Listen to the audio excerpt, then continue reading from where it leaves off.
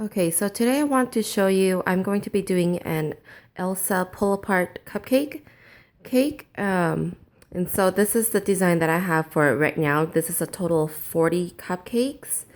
And I will be adding a little bit more to the sides of my cake board just for decorations.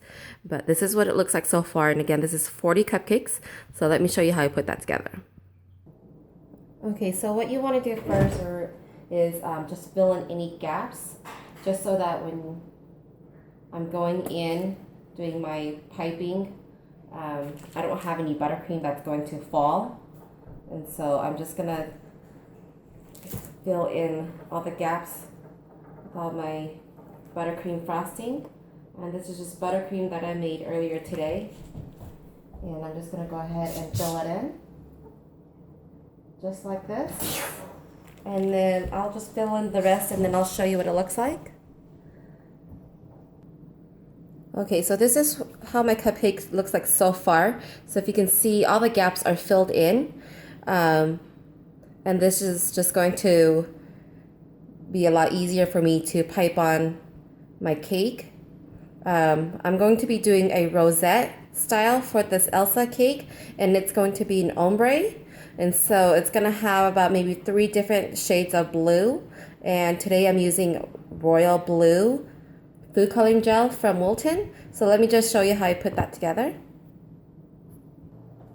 Okay, so today I'm going to be doing a 1M tip for my rosettes. And again, I'm going to be making this into an ombre color. So my outside is going to be a darker blue, and then my inside is going to be a lighter blue. So I'm just going to go ahead and start off at the edge here. And I'm just going to build up from the middle and then just go all the way around.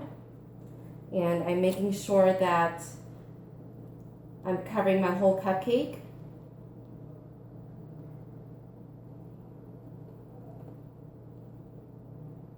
Just like that.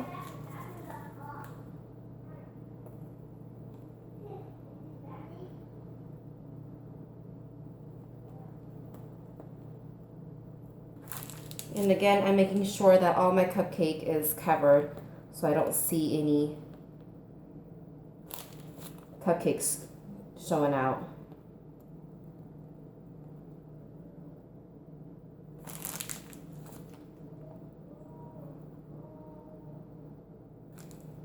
That one might need a little bit more frosting on it.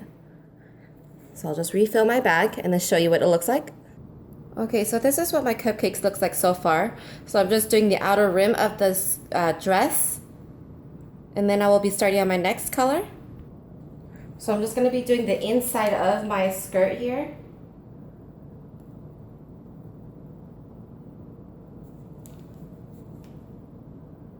And again, I'm just piping rosettes all around. And if you do see that you have gaps in between your skirt, you can cover it up with another rosette if you want, maybe just like a smaller rosette. This is what it looks like so far, and I'll show you in a little bit when I'm done. Okay, so I just wanted to show you that I finished the inside of the cake. I'm still gonna do a different color inside. And I wanted to show you that I did the top of the cake a little bit here too with that same lighter blue color. And so this is what it looks like so far. And then let's go ahead and finish off with the rest of the dress. Okay, so I have my third color in my piping bag, and I'm just gonna go ahead and start off with the rest of the dress. And if you can see, the colors of my blue isn't as different. And so you can still see the difference, but then it's not as drastic as an ombre cake would be. And I didn't really want that for this cake, and so I'm just gonna go ahead and fill in the gaps here. And just like that.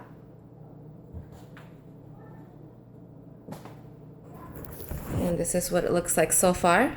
And now what I'm going to do is the top, I'm gonna do a lighter blue color, and I'll show you how I do that. Okay, so I have my lightest shade of blue in my piping bag right now, and I'm just gonna go ahead and just finish off the cake by piping rosettes on my sleeve. And again, I want my whole cupcake covered. And this is again a 1M tip by Wilton.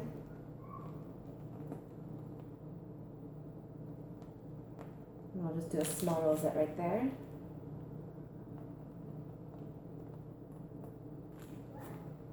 Okay, so let me just go ahead and finish off the sleeves and I'll show you how it looks like. Okay, so this is how my Elsa dress cake looks like so far.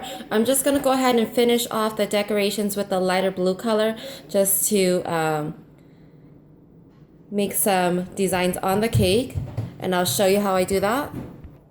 Okay, so this is the same Wilton 1M tip, and then I'm just gonna go ahead and make the markings. So this is a heart shape on there, and then I'm gonna go ahead and come around and do that. And then I'm also gonna go ahead and come around here.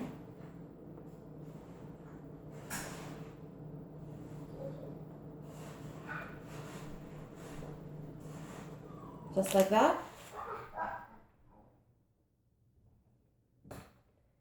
And this is how it looks like so far. I'm also going to temper some candy melts and put it on my cake, so let me show you how I do that. Okay, so here I just have some regular white chocolate candy melts, and I'm gonna put this in the microwave, and it just depends on how fast your microwave heats up. I'll usually put it in there for about maybe a minute and a half, maybe 2 minutes, but you don't want to burn your chocolates either. So I'm just going to go ahead and melt that fully and then show you what it looks like and what I will be doing with it. Okay, so this is what it looks like. You can still see a little bit of chunks in there, but if you just keep on stirring it, all that will melt. I don't want to put it in the microwave too long because then it might burn it, but I know that if I just keep stirring it like this, it will just melt in with the heat. So I'm gonna go ahead and just let this sit for a minute. I don't want this too hot because what I'm going to do is I'm gonna go ahead and pipe on some snowflakes, and then once that hardens, I'm gonna put it on the cake for decorations. So if you can see, my chunks are about gone. So it's a smooth consistency. So I'm just going to go ahead and let this sit for just a couple minutes, not too long, because I don't want it to settle again. But this is exactly what I want when I'm tempering my chocolate. And then I will come back and show you how I pipe those on. Okay, so I poured my white chocolate into a piping bag, and I just used a cup to help me pour that in because I don't have a helper today, so it's kind of hard to record and do this at the same time. So everything is in there, and it's nice and cool, but not too cool that it's gonna stiffen up by itself. I'm just gonna go ahead and do this, and then I'm gonna go ahead and just cut off the tip here. So you don't want your snowflakes to be too thin or else it'll break on you. So you want to make sure that you do a little bit thicker, and that you are also doing this, doing several, so that if it does break, you have some backup snowflakes. So just like this, if you can see that I am going back and forth just to make it a little bit more thick. But you can do any designs that you want on your snowflakes, and so I'm probably just going to do the generic snowflake design on my cupcakes or for my white chocolate. And these don't have to be perfect because no snowflakes are the same, and so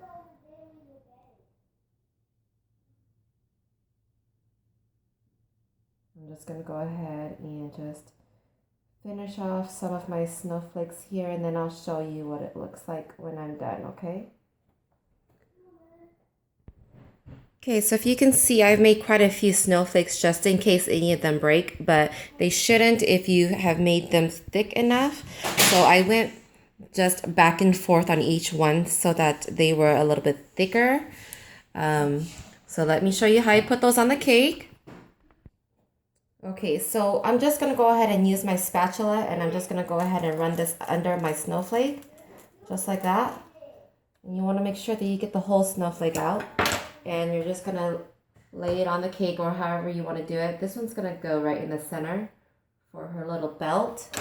And then I made different shapes and sizes because I actually made extra cupcakes on the cake